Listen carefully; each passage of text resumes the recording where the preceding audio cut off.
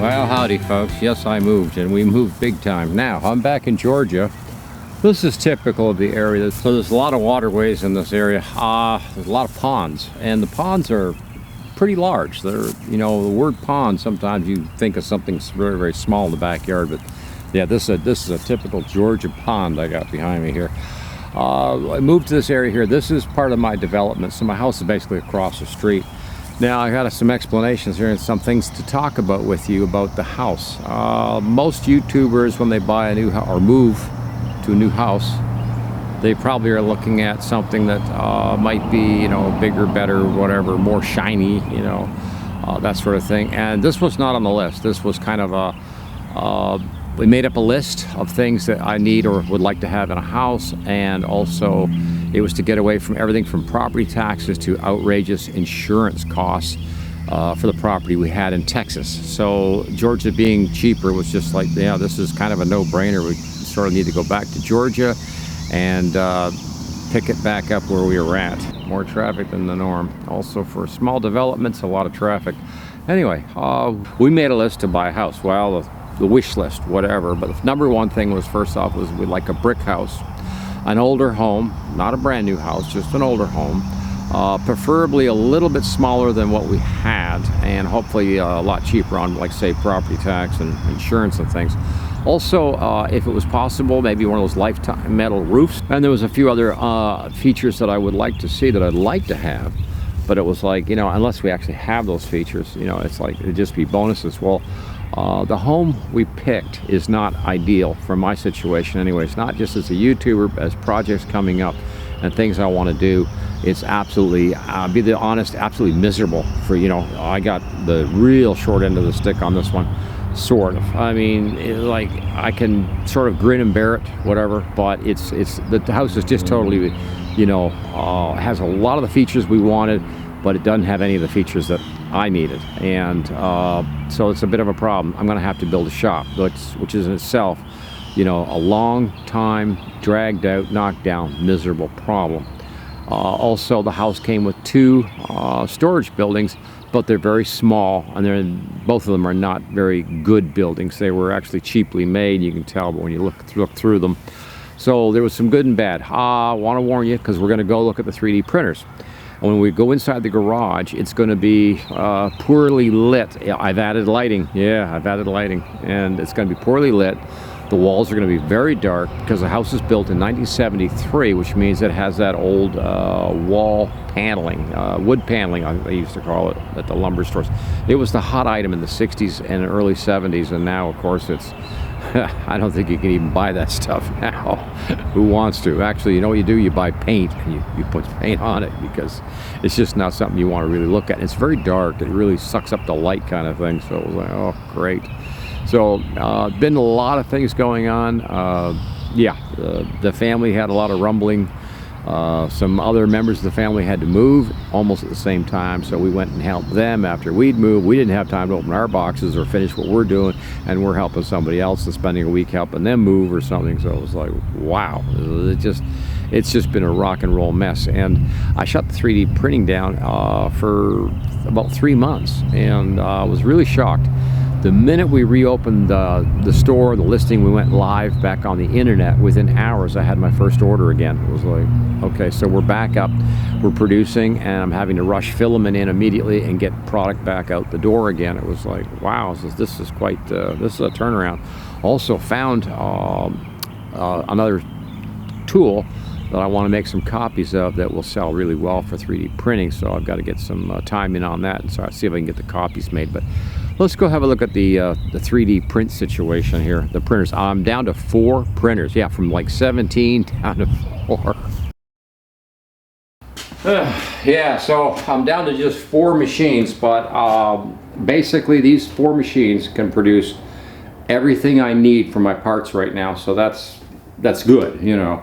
It's not ideal, but it's good. One problem I am going to be looking at is I do have some parts that I run in PETG, and I have discovered that the Cobras, the Anycubics, they seem to run the PETG okay, not great, but they can deal with it. So we're going to be using that. I did have a great big Cheedy machine, Max, that I was using for PETG because it did a fantastic job, but I had to give a lot of machines up. We just could not afford to rent another container just to move 3D printers and other things. So I gave away a lot of tools, gave away a lot of 3D printers and stuff in this move from Texas. So here's the deal, you know, these 4 can hopefully fulfill all production needs for that time being.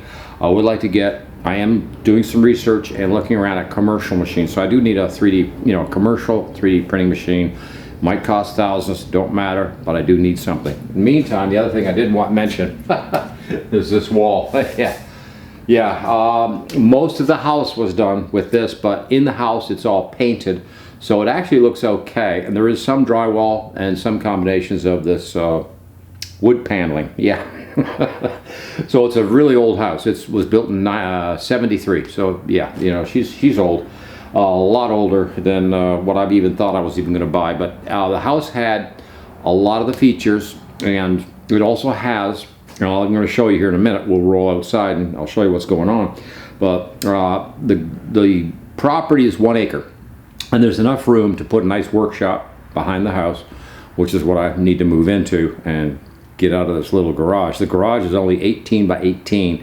And in the old days, that was a 2-car, garage. Wow, yeah. What we had in Texas was over 24 by 26, so it's a much smaller garage. So my stuff right now is kind of slammed in here, but because there were 2 outbuildings, small portables, I was able to put all the oversupplied tools, whatever, stuff them in there for the time being. So I have a place to put stuff. So it's not all bad, you know, it's not all doom and gloom or something. It's just, it's a really super cost efficient home compared to what we were dealing with. And of course, location thing. A lot of people tell you that Texas is income tax free or something, you know, that's a great thing. And it is, it's a nice thing to have. But Georgia's taxes aren't all that big a deal or that bad anyway, so it was kind of like, you know what, that's fine. We saved so much on insurance and property taxes, and even the electric bill here is a lot cheaper. It's 1/3 of what I was paying in Texas. So again, you know, it's just incredible savings at every other aspect of cost of living, you know, day-to-day sort of thing. The electricity here in Georgia is a lot cheaper. Again, can't explain that one, but we start somewhere around, I think it's 8 cents a kilowatt or per kilowatt hour. It's like Texas was starting me off at somewhere around 16 cents a kilowatt. Yeah, just about double, you know, so it was just outrageous. And the way they have their system there, I can't even explain it. It's all brokered out to brokers that sell the electric power to you, which means there's now a third man or third party operation in there between the power company and yourself by the time you buy the power. So yeah, it just means more money is going to other places and other people besides making the actual power itself. I think it's a ridiculous system, but hey, you know, it's just Texas, whatever. Loved it, loved Texas. There's a lot of great people there, but we had to do something, and this was I think this is the answer. And like I said, the property does have a lot of prospective possibilities that I will be exploring to work on in the future, such as the big shop out the back, because we also have that 68 Camaro project I want to bring here to work on. Well, this garage is way too small for a project like that, but once the shop is up, we can get on it. Putting the shop up, that's the big bugger. That's the time frame where you got to get a permit, see about getting a concrete slab put down, then you got to get the building permit itself for the building, which isn't really that big a headache, I don't believe, other than you have to show them the architectural drawings or something of the the way the pieces are going to go together or something, and it's like, you know, here it goes. And once they sign off on that, fine, the building goes in, goes up, whatever, and hopefully they sign off on the building when it's all done. There are some other problems with the counties over that. The county wants to inspect for electrical, that kind of thing. And I'm thinking solar, just put solar panels up on the top, which leads me to another problem. I got a lot of trees, so, and these are big, you know, tall, you know, Georgia pines, you know, they are tall trees. Yeah. So I'm going to have some issues there, I'm sure, with shading problems on the solar panels, you know, that sort of thing. But let's step outside for a second, and I'll just show you the backyard area where I'm planning on putting up this building, and so you can see, you know, some of the future development or whatever will be going on in order to get things picked back up. Oh, how about I'll just pan this mess right now that's in here, and this, like I said, this is reduced. Half the tools are in the sheds. Okay, so let's pan. Let's see if we can pan. Yeah, you can see here, everything is just sort of waylaid and thrown together and thrown up against the door and you name it, because I just didn't have any place to put anything. So even right by the door here, you know, again, just wherever it could fit it. Okay, so let's go outside and let's go check this out.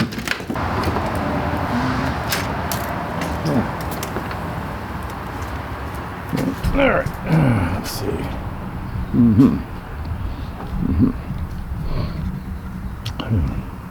So we're walking up to the gate here. Like I said, it's a 1 acre lot, so it's a really good size. Up over the fence. Let's go up a little closer to the fence here. Really want to get past my gate. I have 2 gates, one on each side of the house, so there's lots of access. So that's not a problem.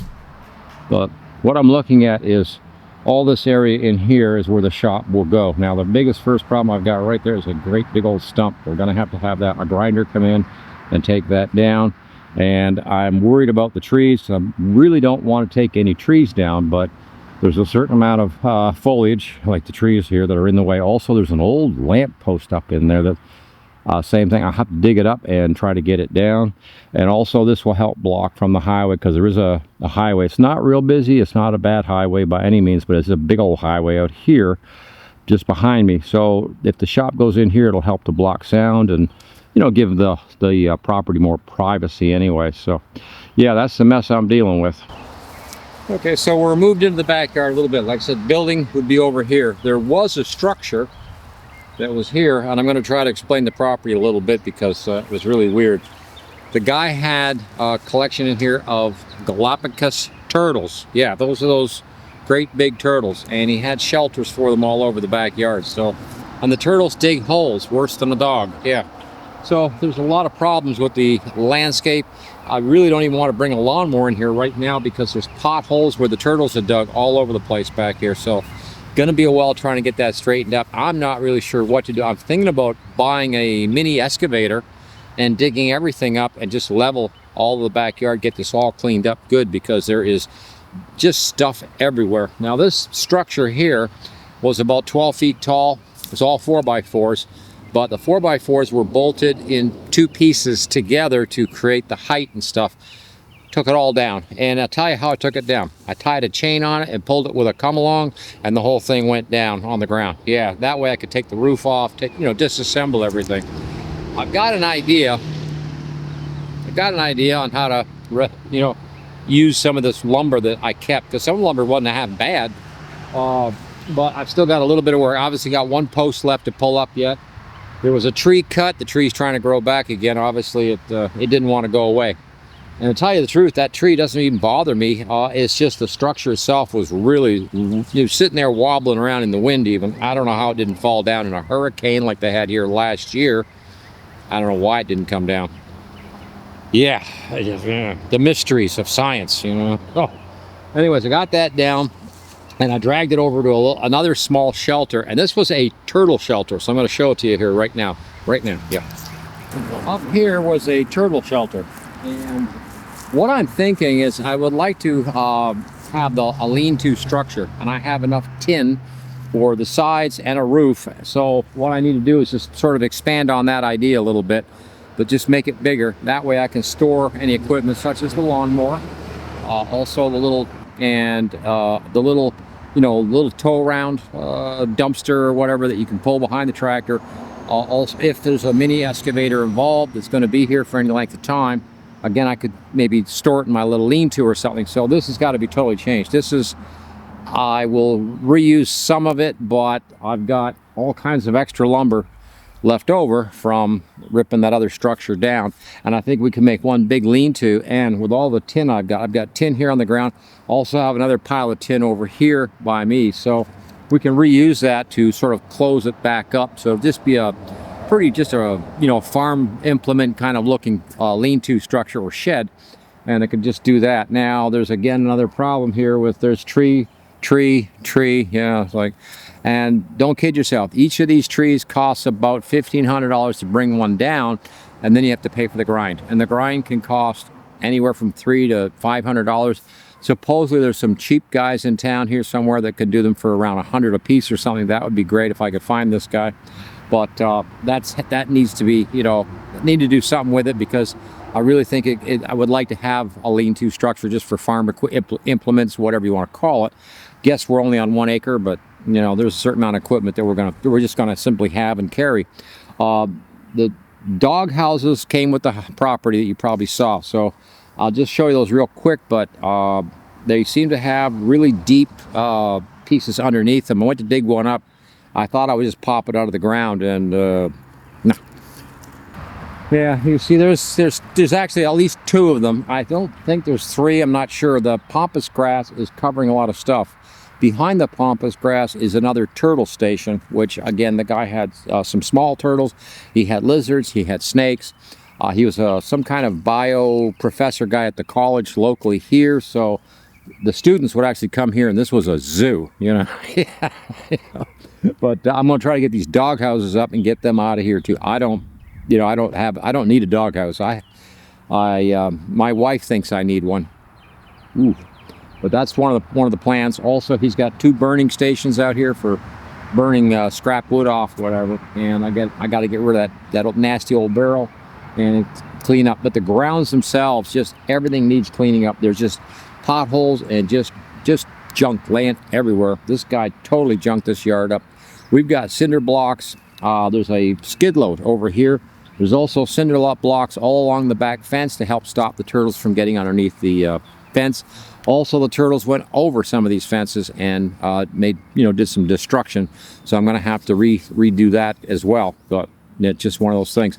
So they've got lots and lots of work ahead of me. But in the meantime, I have already been doing a lot of work that unfortunately we haven't filmed it for you guys or anything. But it was like, well, you know what?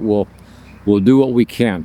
What's possible. And I've just been so bogged down, and it's been months because of all the moving. Oh, technically, we're still not finished moving because I've got a lot of boxes that haven't even opened. I've got 2 drives for video work.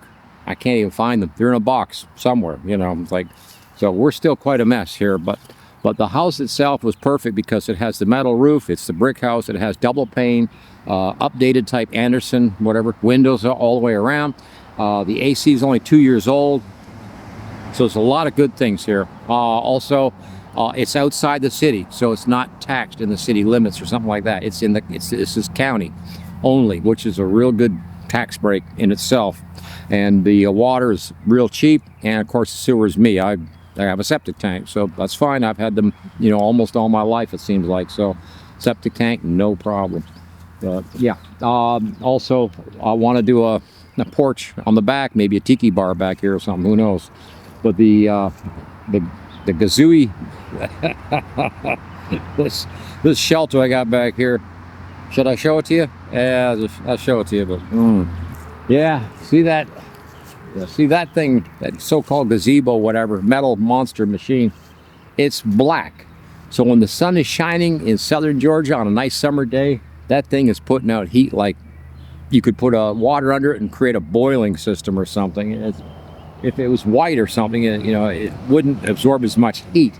It would help reflect some of that heat. So that thing is, I don't even know what I guess a lot of traffic out here all of a sudden. Yeah, all of it is just, like I said, it sort of comes in waves. The traffic here doesn't really bother me that much, surprisingly. The top is black. I might paint it white, just see if I can't get some of the heat away from me and sitting underneath that thing, it's just too hot to sit underneath it because the heat actually comes down off that roof at you. Really strange. And the camera's on a bit of an angle. Sorry, folks. Yeah, probably looks like we're on a hill or something. So there's a lot of work all the way over. Now, just on the other side of those tree line there, you can see the neighbor's got a workshop over there. It's the Dream Shop. It's fantastic. It's beautiful. She would gladly sell me the shop if there was some way I could get the concrete pad up and the building and bring it over here. That would be fantastic. But, you know, how many helium balloons will we need for that project? I don't know. That would take a lot, yeah. And I think at the end of the day, it wouldn't be worth it. It would probably be worth it just to go ahead and just do the pad, do the building, don't worry about what. But I hate to say it, that thing, yeah, I won't even achieve the status of what that building has. It has closed cell foam spray on it's inside. Also has AC with ductwork around to cool you at all different stations inside the building, and also has really good lighting. There's so much good about that building, it's incredible. But the poor guy that put it up, he passed away. Yeah, so the gal that owns the property, she doesn't even want the building there, kind of thing. And it's like, what a shame, because I'd love to have that thing over here. Anyways, that was a crazy kind of throw together update today of what we're doing. Hopefully we'll get more focused next week into things, because there's lots of, oh man, there's a lot of topics you know, out there between 3D printing and 68 Camaro parts and whatever, but there's just a lot of crazy stuff going on. Plus, I've got projects here, like I said, with the shed and stuff, so we hopefully will get to film some of this stuff and share it with you guys. Hey, thank you for watching Coffee Tools. Please like, share, and subscribe. Over and out.